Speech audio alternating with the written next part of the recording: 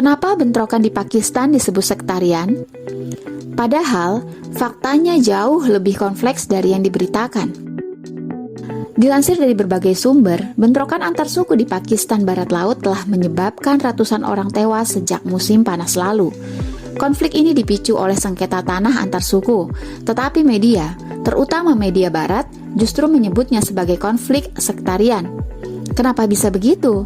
Apa sebenarnya yang terjadi? Yuk simak dibacain berita buat kamu. Selama 2 hari bentrokan pada akhir November 2024, setidaknya 75 orang tewas dalam konflik antar suku yang terus berlarut. Dengan demikian, jumlah korban sejak musim panas lalu telah mencapai sekitar 150 orang.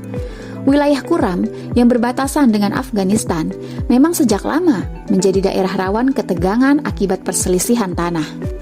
Namun, pemerintah Pakistan dinilai tidak mengambil langkah tegas dalam menangani konflik ini. Seorang pejabat setempat bahkan mengakui bahwa mereka kekurangan personil keamanan untuk meredam bentrokan. Yang menarik, bentrokan yang terjadi di Pasar Bagan mendapat perhatian lebih karena melibatkan 2 kelompok berbeda mazhab. Kelompok Syiah menyerang daerah mayoritas Sunni, lalu Sunni membalas serangan tersebut. Disinilah media mulai memainkan narasi bahwa konflik ini adalah konflik sektarian. Tapi, apakah ini murni konflik sektarian antar Sunni dan Syiah? Atau ada faktor lain yang berperan? Nyatanya, banyak pihak setempat justru menyebutnya sebagai perselisihan suku yang sudah berlangsung lama. Masing-masing pihak mengklaim sebagai korban.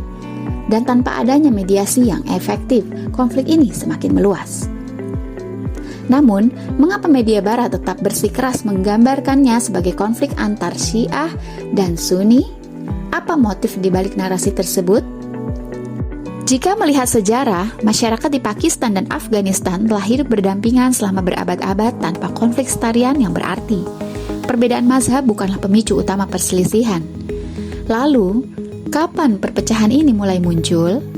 Setelah invasi Amerika ke Afghanistan dan Irak, banyak masalah dengan pola yang sama mulai bermunculan, seperti konflik sektarian yang memperlemah persatuan kaum muslimin. Strategi ini digunakan oleh Barat untuk membelah kekuatan masyarakat agar mereka terus sibuk berkonflik dan tidak mampu menghadapi ancaman eksternal dari kafir penjajah. Pola yang sama terus berulang, adu domba, pecah belah, lalu kuasai. Strateginya, mempromosikan konflik sektarian agar umat Islam sibuk bertikai satu sama lain dan kehilangan persatuan yang seharusnya menjadi kekuatan mereka.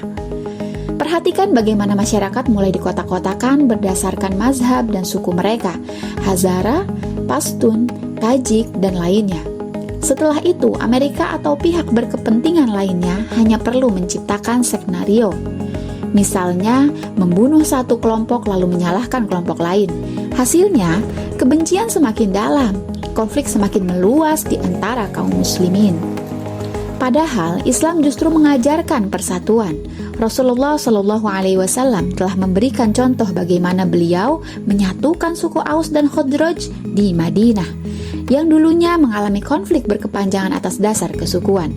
Bahkan Allah Subhanahu wa Ta'ala menegaskan dalam Al-Quran bahwa manusia tidak dibedakan berdasarkan suku atau warna kulit, melainkan ketakwaannya.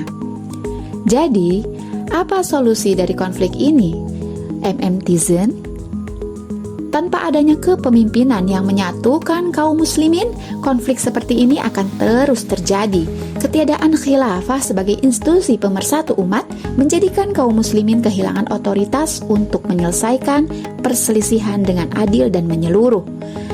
Akankah kita terus tinggal diam? Tentu tidak. Maka, pilihan kita adalah berjuang untuk mewujudkan kembali institusi pemersatu umat. Wallahu a'lam bishawab.